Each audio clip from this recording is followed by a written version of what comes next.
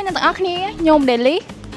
ខ្ញុំវត្តៃពីអ្នកយើងជានិស្សិតបញ្ញាបត្ររងបច្ចេកទេសមន្ទីរពិសោធន៍វិទ្យាសាស្ត្រចំនួនទី13នៃសាកលវិទ្យាល័យពុទ្ធសាសន៍ហើយអ្នកទាំងអស់គ្នាប្រកាសជាឆ្ងល់ហើយត្រូវហេតុអីបានជាពួកខ្ញុំជ្រើសរើសយកជំនាញបច្ចេកទេសមន្ទីរពិសោធន៍នេះ Daily មានដឹងអត់ខ្ញុំដឹងតាតោះបើសិនជាអ្នកទាំងអស់គ្នាចង់ដឹងថាហេតុអ្វីបានជាខ្ញុំជ្រើសរើសជំនាញបច្ចេកទេសមន្ទីរពិសោធន៍នេះមកទាំងអស់គ្នា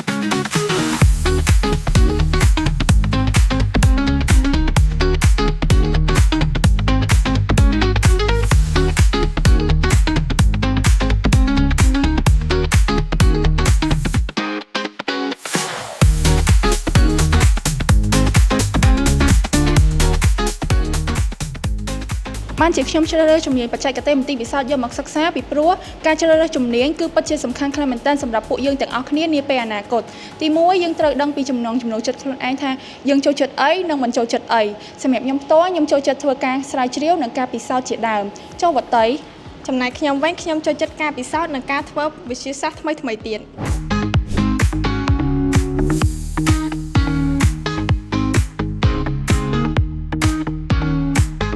ទី2គឺការជំរុញពីគ្រួសារបងប្អូននិងការសាកសួរបន្ថែមទៀតពីខាងសាលាថាយើងចង់ដឹងថាជំនាញយើងរៀនពីអីសិក្សាពីអ្វីហើយដើម្បីអ្វីហើយសិក្សារយៈពេលប្រហែលឆ្នាំចំពោះជំនាញនេះគឺសិក្សារយៈពេលត្រឹមតែ3ឆ្នាំតែប៉ុណ្ណោះយើងអាចចេញធ្វើការបានហើយយើងអាចរៀនបន្តថែម2ឆ្នាំទៀតដើម្បីបន្តយកថ្នាក់បរិញ្ញាបត្រមន្ទីរពិសោធន៍តែជំនាញបច្ចេកទេសមន្ទីរពិសោធន៍នោះមានសារៈសំខាន់មិនខ្លះនៅក្នុងវិស័យសុខាភិបាលយើងនឹង Daily អាចប្រាប់បានអត់ពួកផ្នែកបច្ចេកទេសមន្ទីរពិសោធន៍វាមានសារៈសំខាន់ខ្លាំងមែនទែនពីព្រោះវាគឺជាផ្នែកមួយនៃវិស័យសុខាភិបាលពួកយើងគឺជាអ្នកទប់ស្កាត់និងស្វែងរកប្រភពពីជំងឺឆ្លងផ្សេងៗដូចជាជំងឺអាសន្នរោគជំងឺអេដជំងឺរលាកថ្លើមជំងឺ COVID-19 និងជំងឺផ្សេងៗជាដើមហើយអ្នកទាំងអស់គ្នាមានឆ្ងល់ថាហេតុអ្វីបានជាពួកយើងជ្រើសរើសជំនាញនេះនៅសាកលវិទ្យាល័យពុទ្ធិសាស្ត្រដូចយើងបានដឹងអញ្ចឹងថាការជ្រើសរើសសាកលវិទ្យាល័យពិតជាមានសារៈសំខាន់ខ្លាំងណាស់ដូចនេះហើយពួកខ្ញុំទាំងពីរនាក់ជ្រើសរើសយកសាកលវិទ្យាល័យពុទ្ធិសាស្ត្រព្រោះសាកលវិទ្យាល័យពុទ្ធិសាស្ត្រមានការទទួលស្គាល់ពីក្រសួងអប់រំនិងមានប្រព័ន្ធអប់រំខ្ពស់ដែលងាយស្រួលក្នុងការសិក្សារៀនសូត្រហើយថែមទាំងមានលោកគ្រូអ្នកគ្រូនិងសាស្ត្រាចារ្យដែលមានបទពិសោធន៍ជាច្រើនឆ្នាំមកបង្រៀនសាកលវិទ្យាល័យពុទ្ធិសាស្ត្រមានបន្ទប់សិក្សាធំទូលាយសម្រាប់ឲ្យនិស្សិតសិក្សាទាំងម៉ោងទ្រឹស្ដីនិងម៉ោងអនុវត្ត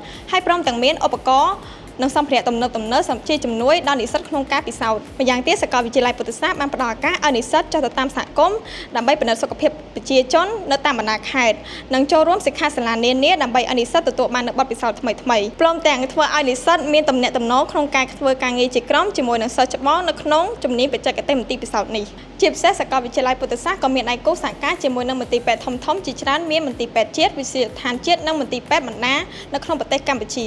ព្រមទាំងអាចធ្វើឲ្យនិស្សិតចុះទៅអនុវត្តផ្ទាល់ជាមួយនឹងអ្នកជំងឺទាំងរៀបចំបញ្ចូលនិស្សិតឲ្យចុះកម្មសិក្សាក្នុងរយៈពេលខ្លីនៅខាងក្រៅប្រទេសរួមមានប្រទេសជប៉ុនម៉ាឡេស៊ី